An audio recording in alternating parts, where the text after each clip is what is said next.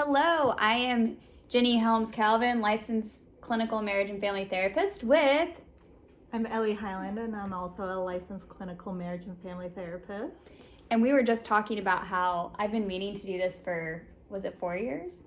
Too long. A long time. And basically, we're going to be talking about Enneagram types. More specifically, I'm going to interview you on your Enneagram type. But I think for context, it's important that people know I'm a type 7. So it's a type 7 interviewing a type 1. Yeah. So I'm really excited to do this with Ellie. You are a close friend of mine. Mm-hmm. And buddies. And we love talking about the Enneagram. So very excited to be doing all of this and with you. Yes, so. Thank you. I'm glad that I get to be the first one and number one. Of course you are. Yeah. Of course you are. Should we say anything in particular about like what the Enneagram is?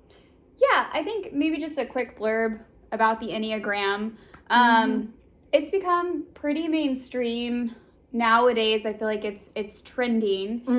But I think big picture, it was actually created a long time ago. Yeah. And it was more of a spiritual instrument. And when I say spiritual, I don't mean necessarily religious, but like it just was a little bit deeper in meaning, and it wasn't commercialized, so to speak. You know, I think of like the wisdom of the Enneagram, and was meant to really help people connect with their types, and then you know, the things that they end up organizing their lives around, essentially, the fears, the cravings, the longings. So to me, it's kind of a deeper, I don't want to say a deeper personality test, because I feel like that doesn't give it like due credit for like how it was created, but yeah, I think that's a good way of like saying it that is relatable. Yeah. Because how I recognize the Enneagram is, yes, as a deeply spiritual personalizing tool, because it really, and I'll talk about it more in our interview and everything, but it's about how you can have connection with people. And I think connection in itself is like the definition of spirituality, how we can connect to people. And so, there are just the 9 different types, and you just kind of have an orientation to one type in particular with maybe a little bit of variance, which I really appreciate too, how flexible it can be, to just describe how you carry yourself through the world. And I think with that, it gives grace to how you experience the world, and then how others do too, just based on what they're oriented to. Yeah. No, I think that's a good way of summarizing it. And you can there are online tests for it. Not that they're perfect. Sometimes I feel like people have to kind of test a few times, or they actually have to read a book about the Enneagram to really get full guidance. There's also a full, gosh, I'm not going to remember what it's called. The test, it like takes 3 hours to take because it's very long. There's a longer test that I think is a bit more accurate than the online ones, because it was specifically created for the Enneagram. I don't know. I'm totally forgetting what it's called. If I remember, I'll link it. Nice. I'll link that for you guys. But yeah, if you take a few tests and you get different answers, I'd recommend watching videos like this or delving deeper in different books and just kind of reading and learning more about it before you type yourself, because you may mistype yourself with like a wing or a part of you, or, you know, like when we're stressed, we'll gravitate to certain parts, or when we're doing better, we'll gravitate to other parts. So dig deep and don't, it's a process. Like this whole thing, what you get out of it is just whatever wisdom, again, helps you connect more with others and helps you connect more to yourself. So yeah, take that for what it's worth. Yeah, this might be mumbo jumbo to you, but it's fun for us. It's fun, yeah. And if you do know your types, if you're a type 1 or a 7, or you're in a relationship with a 1 or 7, or you know a 1 or 7, which is everybody, here's just to kind of provide some insight and guidance from our experiences as these types and as therapists. So, yeah. Let's dig into it. Let's do it. Yeah. Okay, my first question for you. Tell me about your experiences with learning about your type, and how it's impacted your relationship with yourself and others. Yeah. So I have my notes, right? And let me first start by saying, yes, I am an Enneagram Type One. And oftentimes that type is called the perfectionist. I don't love being called a perfectionist in my healing of it. I prefer to refer to it as the reformer, which is what it's also called. And that feels more relevant to me, especially since I've discovered more of my health. So, but when I did first discover the Enneagram, I was going through my quarter life crisis. It was a really good time. I was feeling super lost after grad school and didn't really have an understanding of my direction, my purpose, especially with losing the narrative in my life story of being like an academic student. Like that was a huge part of my identity that was just totally stripped away. And so I didn't know how to understand the world. And so I can't specifically remember what it was that brought the Enneagram to me in particular, but I found it and I was just like, cool, I'm buying some books. I'm just like diving deep into this because like I need something to focus on. And I wanted to connect, and this is about connecting. And so that it was honestly super helpful for me that way. And so what is really neat about Enneagram Type Ones is, and neat to all types, is that each type has what's called a wounding message. And the wounding message is something that you've heard either overtly or covertly throughout your childhood and is kind of the motivation for how you carry yourself in the world. And so the wounding message for Enneagram Type Ones is that it's not okay to make mistakes, to be wrong, or to behave badly. And so in doing that work with trying to understand that wounding message, I mean, in my healing, it has helped me understand better my morality and how I get to have boundaries then with people who maybe don't share similar goals to me. And so that's what has really helped me in my growth of understanding myself as a reformer, to know how I can be around different personality types. So as a reformer, like in relationship, where is that, like, where are you good and helping and strengthening, and where are you like, do you feel like you have to like work on your own stuff to be better in connection with people? Yeah, so you know, and I don't know if we're going to like double cross some answers that I have later and everything, but I know in my wounding message, in order to be good, it was that I had to function and be overly functional for people at times who would maybe not want to or choose to be functional for themselves. And so that's where the boundaries come in for me, about how much I'm willing to still love, be present, and connect with people while making sure they're still continuing to have their own life and experiences and going through the hardships of it all, instead of me taking that on to make it better for them so that I can be good.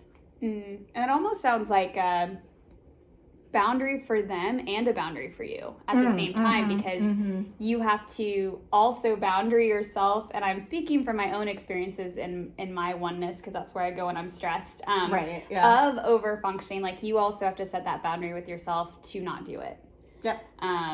So you even provide space for them, and then also holding them to the boundary that you have, like, and your expectations that they function. So that's really interesting, because it's kind of a both and there.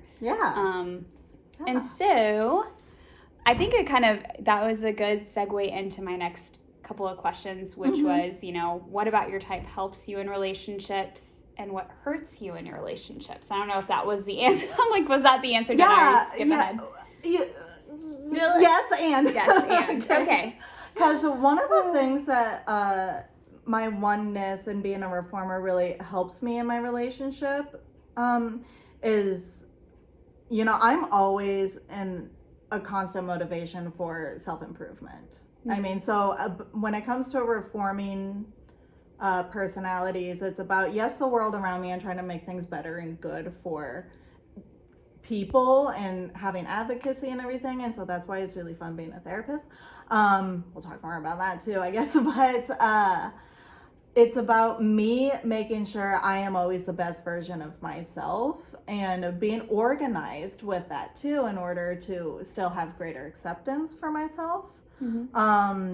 But in this way, with an understanding that I am always working towards self-improvement, it helps me discover others who, even in their different personality types, others who are willing and driven and motivated about similar things that I care about. So I think it helps me connect to people who are seeking a higher level of some kind of existence. So I really like that. Yeah. No, that is cool. So you kind of gravitate. It sounds like you gravitate and connect well with, and like it gives you energy and probably them to be around others who are also helpers, self-improvers, caring about, education and growth. Yeah. Yeah. Very cool. Yeah. So here's the kicker, though. This is where being where does it hurt? Yeah, no, it hurts real bad. It hurts so bad. So, in all of the Enneagram types too, there's one of the deadly sins. So it's got a little bit of basis in Christianity, right? Because they're the 7 deadly sins, and they add 2 more for the 2 extra personality types. But for the Enneagram Type 1 reformer, the deadly sin is anger. And what I know for me is I can very easily swing into anger if I'm feeling insecure within myself or if I feel like I'm being treated poorly by people. And so with that too, if I let that anger sit too long, and so this is why boundaries are super important in direct communication for me. If I let the anger sit too long, it's just smoldering resentment. And that will deteriorate any relationship, obviously, turn into contempt and just really get nasty and break stuff down. So it's, again, that's why it's super important for me to be honest with myself about how I feel anger, that I get to be angry about these things, honor that, but directly communicate it in a way where people can be receptive to it. So I can continue in relationship with them. I love that you said to directly communicate it, because it sounds like the anger itself, even though you might be prone to that, it's not the anger that's bad. It's and I've seen this even in my own journey of when I go into the oneness, when I'm stressed, it's it's the communication around it or lack of, again, you said, the smoldering resentment or could come out in passive aggressiveness or that feeling of just kind of being self-righteous. That's my struggle. But and so I love that you identified that, because it's not the anger that's bad. It's more of what happens with it and how it can just build. How I just let it sit, because I definitely, I'm almost 30, and so I've definitely lived through some relationships where I've gone through some deep hurt and anger over being treated poorly or otherwise feeling insecure, and because that just continues to sit and it festers, it just deteriorates anything that could possibly be good at that point. And I see that in the couples that I work with too. I think we all have the capacity for that. It's just ones are more prone to it than pretty much any other type. Because it has everything to do with that core belief that I need to be good. And a lot of times anger is not good. Yeah, I could see that. That's awesome. Yeah. Awesome the wisdom you're giving, but obviously being in that space itself is not fun, but I love that you're opening up to that, because it's what we see in our clients too. We're I can see that in you. I can and if they understand their patterning or their patterning, is that the word? This cycle, right? The cycle they have where they go back to those things, and that's a pattern in your life, right? And you're I've noticed that for myself, and how we can use that to grow. Yeah. Very cool. And how does your oneness impact the work that you do as a therapist? So the first thing that really comes to mind for me is client care, because again, I want to do good. And and so much so that sometimes I hear about other practices or how other people run their schedules or something, because scheduling and paperwork be another part of that too. Like I am on it. Like if I'm not done with my session note, like in that 10 minutes after a session and everything, I just cannot leave it looming into the next day. Like it will get done that night, and if for some reason I don't get it done that night, I wake up in the morning, have my coffee, and do my notes while I'm having my coffee. I just can't, and it works for me, and so it's fine. Your goals, I love it. Yeah, it's good for me, because I know a lot of people can't do paperwork like that. Nope. But no, so scheduling, paperwork, and stuff. But again, in regards to like client care, you know. With how other clinicians like set up their schedule or something, and like if they don't keep people on like recurring appointments or something, or if they're kind of just like, yeah, just give a call, whatever, I just go nuts. Like, oh my God, how are you making sure that they're gonna get in? They talk to you about so much stuff, and like and just prioritize have that consistency. And so I like to be dependable and reliable in that way. But then as far as advocacy work, like for a client who's got some court stuff going on or needs some kind of documentation to get their needs met, like specifically I work with the trans community to get their gender confirming needs assessed and everything. And so writing like a top surgery letter or something, it's done. Just get it done. Just get it taken care of, and like get it done as quickly as possible, because I hate to be the gatekeeper for someone getting their life to align with what they need. So in that way, I really appreciate my oneness, that I can do that and be so disciplined for that. And I think that that's a real blessing for the people that I work with, and then also for me too, because again, if it's looming over my head that I didn't do that note, that's a task left undone. Right. So you've got the organizational piece down, the notes down, the like, you can get those court documents and letters done ASAP. And I agree with you. It's really good client care on the scheduling end to have that consistency and to prioritize organization. So that's good. Yeah, it's really good. So it just baffles me how other people are like, can be so loosey-goosey about their schedule, and it works for them, because it does, and it can work for their clients too. Just no, not for me. It's not how you roll. No. I get it. No. I get that. I know, yeah, it's funny you're talking to me. I'm loosey-goosier. Luckily admin take care of my schedule, because that's the way that stuff goes really well and is organized, because I don't have to do it myself. But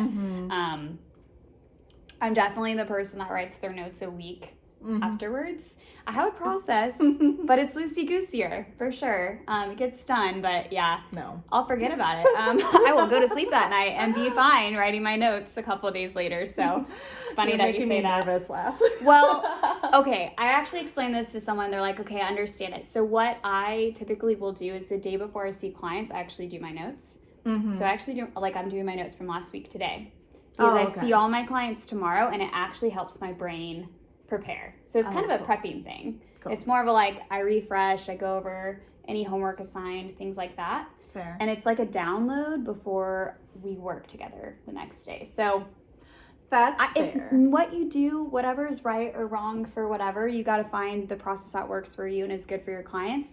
That's the process that works for me. And it's good for my clients, because I recently looked over everything and I'm like, okay, like holding space for all the things we talked about the week prior. So anyway, that's what works for me. Yeah.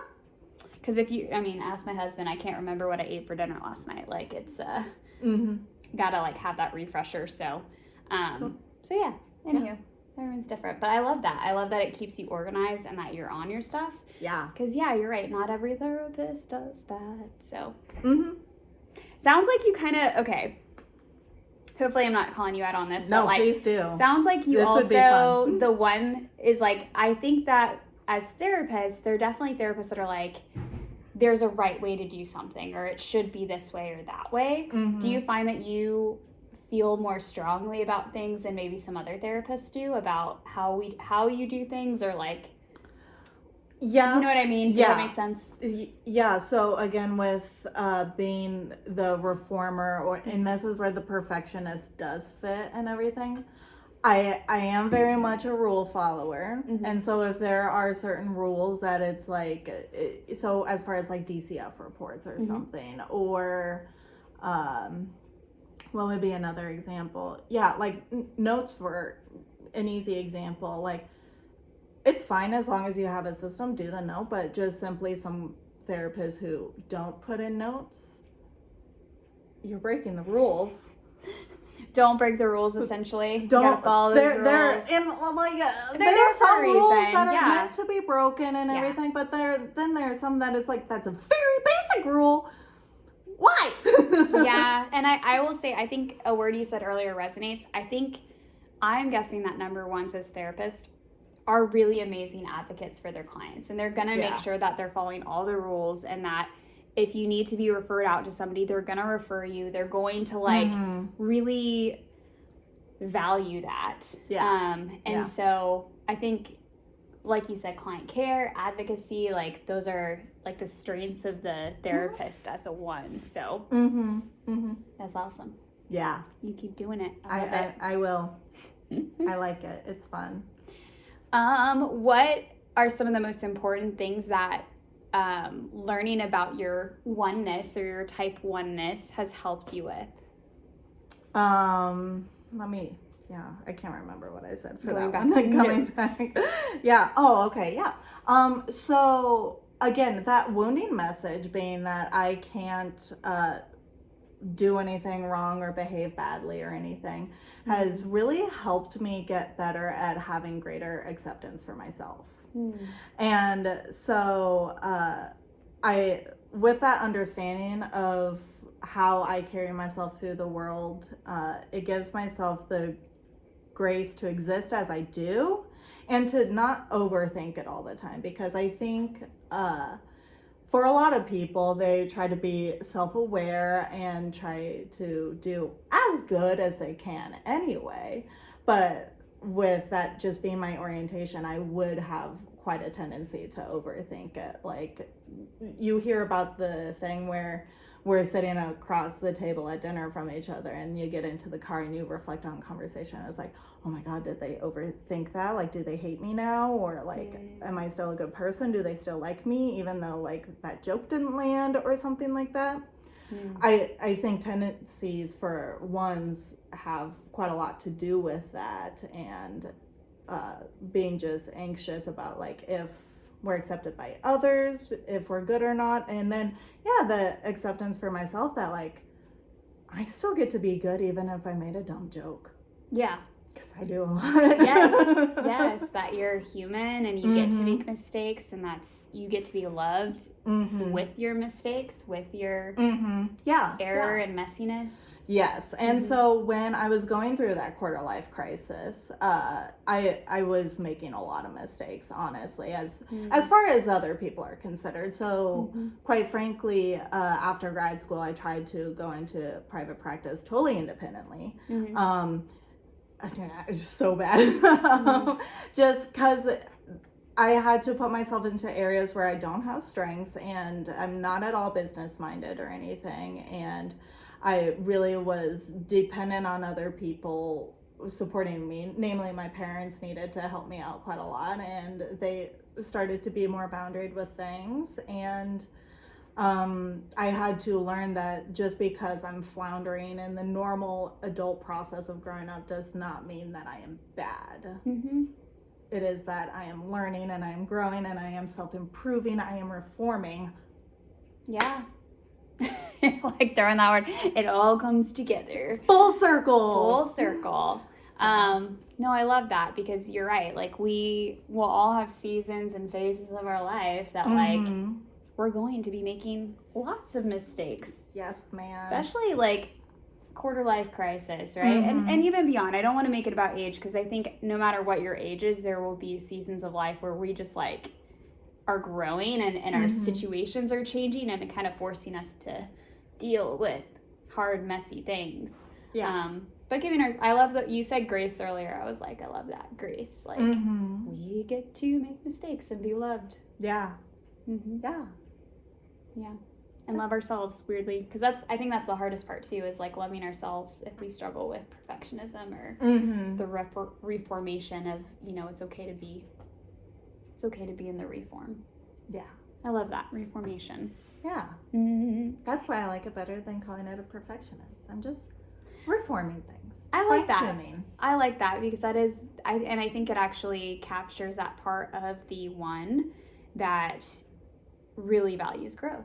And really, really values that. And, yeah. And I think that can be a beautiful thing. I will say, I don't know if this ever resonates for you. I remember one time one person, because she noticed that, like, I'm always in a season of growth, which is kind of true. Maybe all of us are, but I definitely, like, I feel like I'm always, like, growing and changing and learning. And she's like, also give yourself permission to be stagnant and have periods of that. And I'm like, thanks, because that was helpful for me to be like, oh, okay, because I do have that tendency to be in reform all the time, right? And there is no winter, and there is no hibernation, and there's no and so, you know what I mean? I'm like spring all year round, right? Well, and so that's the thing, because like when I feel really healthy in my oneness, that's when I move into type 7, which is like you, it's the enthusiast and the person who craves spontaneity and just wants to go out and explore and everything. I get to do that when I allow myself the grace and acceptance that I have done enough, I am good enough, and then I go play. And then you go play. It's like a little kid when they like get all their chores, and maybe this is where it came from, but not calling out my family or nothing, but when a little kid gets done with their chores, cleans its room or something like that, and it's like, okay, you are good now, you may go play. It's good. So I create my own caliber of like how much I need to be good, and then I go play. But I just have greater acceptance for myself, so I get to play more often. Yeah, your chore list is not as long. Yes. Feels good, man. I like that. Yeah, like right? That. Very good. We didn't talk about the 4 thing. Oh. What things have you learned about and balance when you're in stress? We'll go back to it. Yeah. What things have you learned? This is very important. Look at her oneness showing. She's like, I'm trying to cover all the bases. We did not go in order of the questions you sent me, so let's it kind of messed me up. I'm not gonna lie. So cute. I love this actually, because you kind of see it in context, right? Because you're like, you're on the ball. I'm like, we'll answer all the questions at some point. And then you also have a list of like, you like wrote down things. Yeah, when you said you wanted to do this podcast, I was like, my oneness tells me that I want the questions in advance so I can answer appropriately. It's good because it's gonna be interesting to see how it'll look different for every person. But I'm like, this is awesome. You're like you are. I'm very comfortable in my oneness because if I didn't ask you for what I wanted, I would have gotten anxious and angry. Like, homegirl missed that question, so. Well, yeah, but if you didn't send me the questions before, I would have gotten angry that I didn't feel prepared, and then I would have put that onto me, and then I would have put it onto you. So I just asked for what I want. No, it was good. She did, and she even followed up, and I'm like, yeah, here they are. Yeah. Give me my questions, man. Give me my question. Well, so it's kind of funny. I actually sent your questions, and then I saw your text. I was like, oh, cool. Just send them. You did. I literally did it right before I saw it. I was like, perfect. Beautiful. Beautiful. Okay, so going back to this question. Yeah. And I mean, it segues pretty well, so it's fine. Yeah. What things have you learned that help you find balance when you're in distress? Yes. So when I'm in distress, my personality is the type 4, and that is the romantic or the individualist. And what is interesting about that type is that they are, and I struggle with them just a little bit when this is somebody's like main origin personality, because I kind of equate it to like a bleeding heart. Because everything is a little bit melancholic and just like heartachy, but they seek that out and they're very comfortable with it, and just because to me that's distressing. I wouldn't want that all the time. I have moments of that where I'm just like, oh yeah, this feels great, and that's when I turn on my emo playlist, you know, or I go to concerts and just like really pretend I'm in that past personality that was in distress all the time and hurting. But at the same time, that part of my personality allows me to experience the breadth of those emotions and maybe be a little bit creative with that too, because again, that type of personality can allow for greater interpretation of things and being able to just really sit with that emotional experience, I think, better than any other personality type really can. That's because true. They really seek out that pain, you know? So but when I am in that space, because that can really suck me into a moody and self-deprecating area as a type 1, because then again, I get hard on myself, like I am not good, I've behaved badly, I've done wrong. That's where it's important for me to do the things that we talk about in therapy all the time, which is practicing my affirmations and doing some gratitude practices and really recognizing myself and taking pride in the work that I do and recognizing all the positivity that I can bring and just kind of allowing myself to bring in a little bit bittersweet into the experience of, yes, it can be melancholic, but I needed to create this space because I can't be good all the time. It is okay sometimes to hurt or to be bad, so to speak.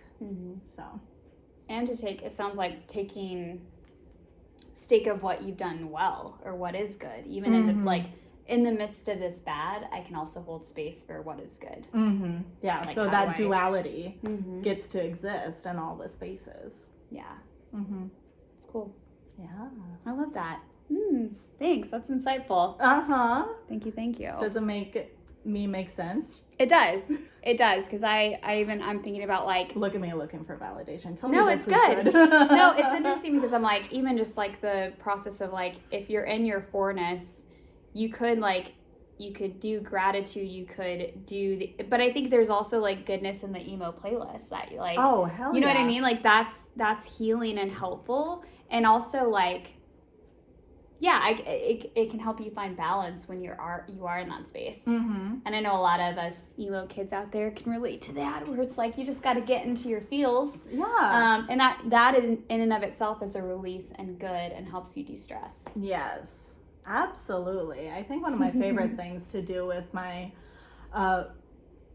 teen clients, who, you know, I love working with teens, but when they are struggling to emote or allow themselves to have those deep, dark emotional experiences, is it's like, make an emo playlist of just like whatever sad songs, whether it be like some screamo, emo, punk, whatever, or even Taylor Swift is pretty freaking emotional, you know, especially like the relationship stuff, like like she has a lot of a relationship trauma in her songs. Yeah, just make a playlist of all those things and just let yourself listen to it every so often when you need it and feel it out, because again, connecting, have a dance party or a cry party, it's all good. Cry party. So I love that, because it's a duality where you're able to like embrace those emotions and process them, but in a way that is like good for your soul. Love it. Yeah. All right, so we got? I want to make sure I'm on the right one. Okay. Yeah, you do. What do you think is often misunderstood about ones? Let me think. So I think the one thing that is most misunderstood about ones is that we are only incredibly rigid and things can only ever be perfect, and it makes us seclude ourselves into our lives. So what I hear most often about ones is that they are super cold and rejecting, and because of that they just rather not be around people and become more introverted and keep to themselves.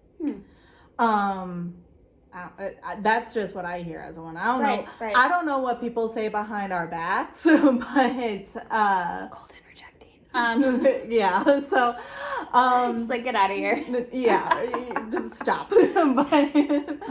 but I mean, for me personally, I think as long as a reformer type does the personal work and is reflective of how they carry themselves and organizes their experience, they can be really healthy to not be so cold and rejecting, to not internalize that narrative anyway, and allow themselves to still seek out others even though that they're messy. So I know for myself in my growth over the past few years since accepting more of my oneness, I am like so extroverted now. I want to go out and be with people in a healthy and organized way because I feel like I am good. So I get to go out and play with my friends now. And I can accept my friends for how they are and what they're doing. Because that doesn't have to reflect on me anymore. So. Yeah. You have that differentiation for that.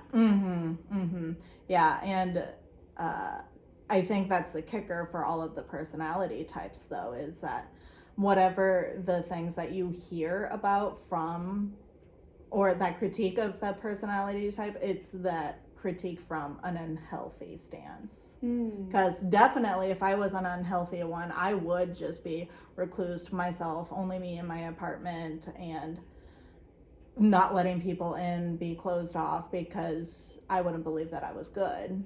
Yeah. But because I have my health, fucking killing it, man. Yeah, no, and I would agree. It's really interesting because I could see how the one would get stereotyped that way. And I say stereotype for a reason, but that's definitely not my experience of you. No. And I think that the other thing too is sometimes I could see how like initially ones come across as maybe like more intimidating or like so that might be part of the barrier for some people, but like I'm thinking back to when I first met you. Grad school, Ellie. Yeah. And I'm like, for some reason I think you might have had a little bit of the intimidation thing, but like I didn't take it that way. I just was like, I want to get to know you more, and took the time to like get to know you, because it's like I feel like once you got past that like exterior, it was like, like you're so social and so loving and so like, you know what I mean, so connected to humans. So I think it's like maybe for ones people just have to like, and again it depends on their health, like you said, but even if they are not in the healthiest space, maybe it's just a matter of time, or just like don't write them off from your experience, because I think sometimes people can write people off if they come across a little bit like more intimidating or standoffish or cold. I've learned to just keep trying with people. Maybe I just like, I don't know, it's just been my thing, is like I'm like, I don't let that phase me for some reason, and so because of that though, I love it. You're just like, I just want to try this out. I just like, well, let's try this other thing. Let's do this or let's do that, or like, all right, they don't like this, so let's try something different. You know, like I don't know. I think you just let it roll off your back. Yeah, most of the time. Yeah. But it's really funny that you say that, because throughout my life I've really gotten the critique from people that is like, when I first met you I thought like you were a cold hard bitch, and it's like, you're like, wait a minute. No, I'm good, bud. So, like, you just got to get to know me, and then yeah. And that really is what it is, because again, with being a one, it's just very important to be boundaried of who gets to tell me that I'm good or not. And if I don't have my shit right and I don't feel good about me, I'm not going to feel good about you. Right, and you're going to be even more walled off. Yeah. I can see that. And so, healthy one, not closed off, not a cold hard bitch. Yeah. Very cool. Yeah. Very insightful. Do you find that you mesh better in friendships or relationships with any specific types, or you clash with any specific types? I wrote this out. This was very intentional. Okay. So my best friends happen to be 2s because the 2 is the helper. They like to help people as much as I do. I see them as warm, engaging, well-meaning, and even if they don't have it right, like a lot of the problem with the 2s that I know is that they're not boundaried, not as well as they need to be in order to be able to consistently help and not like fall to pieces. And so but I love them because again they share in the mission that I have. And I do love 7s because again when I'm feeling really right, like love you bud, but when I am feeling in my health and I get to go out and play with my friends now, I know I can always connect with a 7 and have fun, just go do the thing that I want to go do. And so that's always a nice experience to have people available to me for that. It's fun. Yeah. Let your hair down. And then I really do love 5s, and 5s are the observer. Yes. And those are my best friends to have like deep talks with. Like I have a really nice friend named Emily. Shout out Emily. She lives in Virginia now. That she's the one that I just visited, and she's a type 5 and like such a type 5. Like she knows everything, and she'll research so much stuff, and so that gives us a really big opportunity to talk about many different things. And she's so open and organized in her 5ness that she'll take in anybody's perspective, whether it's right objectively or wrong subjectively, whatever it is, and she's just open, and I love that. That's amazing. That's a healthy 5, because love that girl. That's amazing to be open to that and to not just be in your mindset. Yes. Yeah, that's awesome. So the personality types I do not jive with though. I get incredibly impatient with type 9s. Type 9s are the peacemakers, because they are just so indecisive, where again, as somewhat of a reformer or perfectionist, it's like, okay, let's get this figured out, let's go. Or again, if I'm in my spontaneity, I just want to go do something. I literally don't give a shit where we go out to eat. Let's just go. And sometimes the 9s that I have experienced who again might not be super healthy in their personality type or too settled into their indecision just make me work harder. I can see that. Yeah. So I struggle a bit with my impatience with 9s in that regard. In a lot of my relationships that I've talked about previously where I find myself over-functioning, I've been over-functioning for 6s. 6s are the loyalist personality, and they are just oriented to anxiety. And so again, with that, if they are unsure of themselves, and if I do feel sure of myself, I will try to reform, to guide in some kind of way, advocate for them.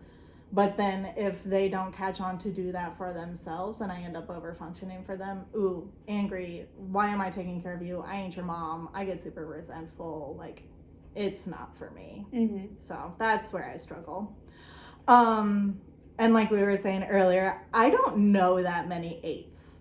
I don't know any that I am aware that they identify as 8s. And 8s being the challenger, so like that really bullheaded type of personality.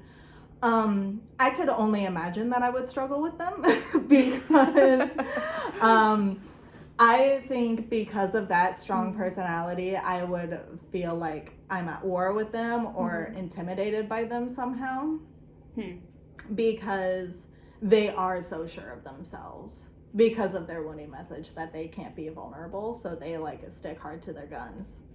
Well, and it'd be hard for them to validate your rightness. Yeah, I could see that. Yeah, so and maybe there's a reason why I don't know that many 8s. Like, that's intentional. You know, it'd be really, I don't know the percentages, but it'd be kind of interesting to know, like, the percentage of the population that falls into each category. I know there are definitely, like, differences in that, too. I know the most common personality is 6s. Okay. So the people that I overfunction for, love it for me. So good to have you. Yes, nice.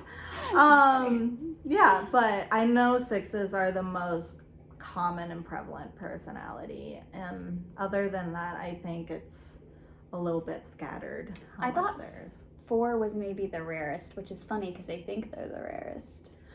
They want to be the rarest. They want to be the rarest, so unique. But I don't know that that's for sure true, but like I thought at some point I had read that the 4 was one of the lowest percentages. But I can't remember. But yeah, their thing is they want to be so incredibly unique.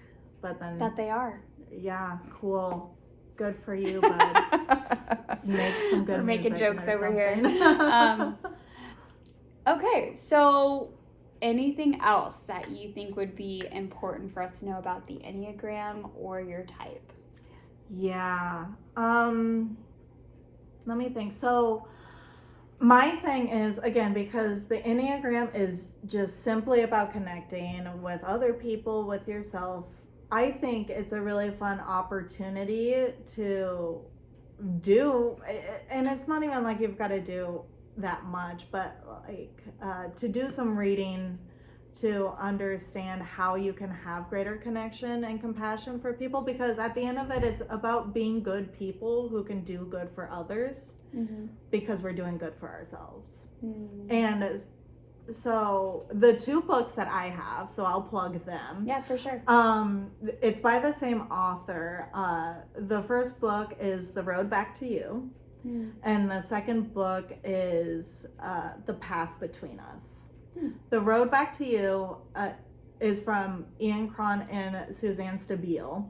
And that book is just basically a really basic novel-sized book about the different types and going through the basis of the wounding messages and how they showed up in childhood, how it looks when it's healthy, when it's not, what kinds of things to be aware of, blah, blah, blah, whatever. And it's great in that aspect to just have a general understanding of all the things. And then the other book, The Path Between Us, is by, I think it is just Susan Stabile, but she talks about all of the different types and relationships, and specifically I think more so dating relationships. And I think that you know, as I'm perpetually in my dating phase of life, I think it's really interesting to know more about how I can connect differently than I think I already do with different Enneagram personality types. And I think that can be a really neat opportunity for others to understand how they would like to carry themselves, knowing what their struggles are against the other person's struggle with how they carry themselves. I think, yeah, I love that, because I think at the end of the day, the Enneagram provides perspective for ourselves, for other people. And I think that one of the weird things for me that was a big takeaway, like I'd already had this perspective, but it just reinforced how different we all are and how we do act from different wounding messages, and we do have different intentions and different ways of seeing things. And it's just so helpful when we get to understand that, because, you know, for me, I know one of my biggest challenges in my own healing and like my relationships has been understanding that not everybody thinks the way that I do. And so what might be an intention or a way that I see the world is not the same for them. And like, even if I don't fully understand the way they see things, it's still helpful for me to say, hey, like there's difference, and let me like hold space for that. So yeah, that's one of the number one things I love about the Enneagram, is just teaching us to hold space for like other people. Because literally in the core of it, if there is like one situation that has occurred and there was a type represented by each person of the Enneagram sitting in this room, and like if a bomb were to go off, we would all have a different perception of it. Yeah, totally different perception, different way of coping, different way of like seeing like the good and bad in it, like just all of that. And the things that we're going to focus on, and how we'll make sense of it in our self-worth too, like how we'll see ourselves after that event. So and then all of that, but we do have a shared experience. So in that way, it is still about how are we choosing to connect to the experience, to each other, sharing this experience, to ourselves in that experience. So neat. Yeah. I love it. I do too. I think it's so good, and it just adds that extra layer of connection. I mean, that was maybe the key word that you brought into this. So I'm gonna stick with it. Connection, like that extra layer of connection in our lives. Yeah, and that's why it gets to be a little spiritual. It does. That's why I was like, don't just see this as like I'm a, like, because I think some people, they take their like workplace or like, student-based personality tests, and they're like, they leave it at like, okay, this is how I am, and blah, blah, blah. I am a blue. So I should study this way, or I should communicate this way. And I think it's a lot deeper than that. It's a lot deeper. It's more flexible than that. And it's about allowing yourself to anchor into what works for you and just leave the rest behind. Word. I'm going to leave it on that beautiful note. Yay. Thank you. you. This is fun. Yeah. Thank you so much for your wisdom and sharing your oneness with us.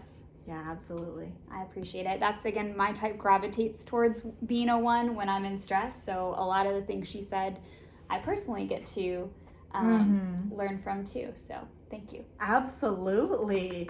Do I get to interview you when you got to do a type 7? Do you want to? I can. Yeah. I will be really good at it. Let's do it. I was like, either that or I have to find another 7 to interview. No. Okay. I'll let Ellie interview me. I'll be vulnerable. All right.